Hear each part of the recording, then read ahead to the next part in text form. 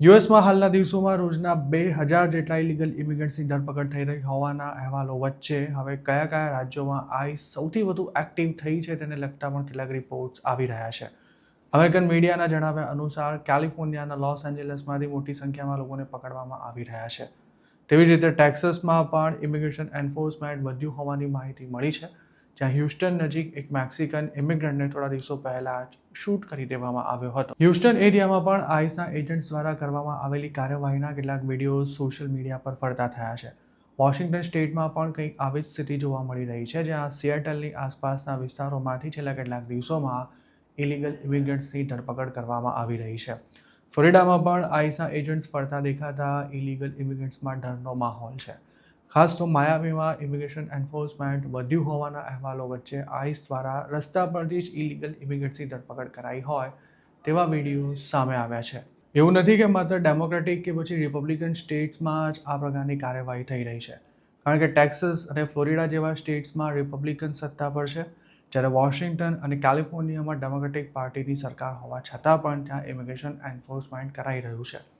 આજથી 7-8 મહિના પહેલાં જેવા દ્રશ્યો જોવા મળતા હતા તેવું ફરી હાલના દિવસોમાં પણ જોવા મળી રહ્યું છે, જેમાં માસ્ક પહેરેલા આઈસના એજન્ટ્સ ગમે ત્યાંથી ઇલીગલ ઇમિગ્રન્ટ્સને ઉઠાવી રહ્યા છે. ખાસ તો મેક્સિકન્સની વસ્તી વધારે હોય તેવા એરિયાઝને ટાર્ગેટ કરવામાં આવી રહ્યા હોવાના પણ દાવા થઈ રહ્યા છે. અમેરિકાથી અત્યાર સુધીમાં જેટલા પણ લોકોને ડિપોર્ટ કરાયા છે કે પછી અરેસ્ટ થયા છે, તેમાં મેક્સિકન્સની વસ્તી સૌથી વધારે છે, પણ એવું નથી કે મેક્સિકન્સ કે પછી લેટિનોસ સિવાયના બીજા કોઈને પણ ટાર્ગેટ નથી કરાઈ રહ્યા. મોટા શહેરોમાં થતી કાર્યવાહીના વિડીયોઝ તો સામે આવી રહ્યા છે, પણ નાના ટાઉન્સ અને રૂરલ એરિયામાં ઇમિગ્રેશન એન્ફોર્સમેન્ટ કયા સ્કેલ પર થઈ રહ્યું છે તેનો કોઈ જ અંદાજ નથી, અને ના તો અમેરિકાની સરકાર પણ તેની ઓફિશિયલી કોઈ માહિતી આપી રહી છે. આ બધા વચ્ચે એવી વાત પણ બહાર આવી છે કે જે અનડોક્યુમેન્ટેડ ઇમિગ્રન્ટ્સને છેક જાન્યુઆરી 2026માં અરેસ્ટ કરવામાં આવ્યા હતા, તેમાંના ઘણાએ હજુ પણ જેલમાં છે અને અનેક લોકો ડિપોર્ટ થઈ ચૂક્યા છે. આઈસની જેલોમાં બંધ હોય કે પછી ડિપોર્ટ થઈ ગયા હોય તેવા ઘણા લોકોના કોઈ ક્રિમિનલ રેકોર્ડ નથી, તેમ છતાં પણ તેમની સામે આ સખ્ત કાર્યવાહી કરવામાં આવી છે.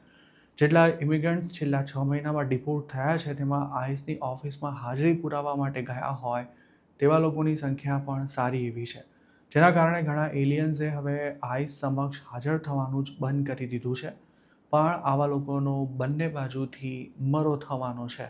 તો બીજી તરફ મંગળવારે હ્યુસ્ટનમાં જે મેક્સિકનને શૂટ કરી દેવાયો હતો તે ઘટનામાં કેટલાક નવા ખુલાસા થયા છે.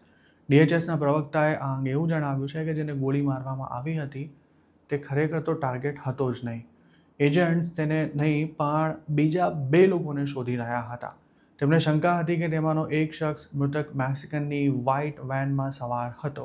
જોકે હકીકત એ હતી કે તે મેક્સિકનની વેનમાં બેમાંથી એકેય શકમન ન હોવા છતાં પણ તેને અટકાવવામાં આવી હતી, અને તે વખતે મૃતકે પોતાની ગાડી કથિત રીતે એજન્ટ પર ચડાવી દેવાનો પ્રયાસ કરતા તેને શૂટ કરી દેવાયો હતો, અને હોસ્પિટલ લઈ જવાયા બાદ તેને ગણતરીના સમયમાં જ દમ તોડ્યો હતો. DHSનું કહેવું છે કે જે 2 લોકોને પકડવાના હતા તે ગ્વાટેમાલાના છે, અને તેમના લોકેશન પર કેટલાક વીક પહેલાં તપાસ કરાઈ હતી, જ્યાં 2 વ્હાઇટ વેન સ્પોટ થઈ હતી. મંગળવારે એજન્ટ્સ આ 2 શકમંદોને પકડવા જઈ રહ્યા હતા, ત્યારે રસ્તામાં જ તેમને એક વ્હાઇટ વેન મળી હતી, જેમાં 4 લોકો સવાર હતા. જેથી તેમણે એવું માની લીધું હતું કે આ જ વેનમાં પેલા 2 લોકો કે બેમાંથી એક હોવા જોઈએ. ત્યારબાદ તે વેનને રોકવાનો પ્રયાસ થયો હતો, અને તે વખતે જ ગોળીબાર કરવામાં આવ્યો હતો. આ ઘટના બની ત્યારે ડ્યુટી પર રહેલા એજન્ટ્સે બોડી કેમ પણ નહોતા પહેર્યા, જેથી તેમણે કરેલા દાવા પર સવાલ ઊભા થઈ રહ્યા છે. મૃતકના પરિવારજનોનો એવો પણ દાવો છે કે તેમના પિતાને ખબર જ નહોતી કે આઈસના એજન્ટને તેમને રોકવાનો પ્રયાસ કરી રહ્યા છે. તેમણે આ અંગે સ્વતંત્ર તપાસની પણ માંગ કરી છે.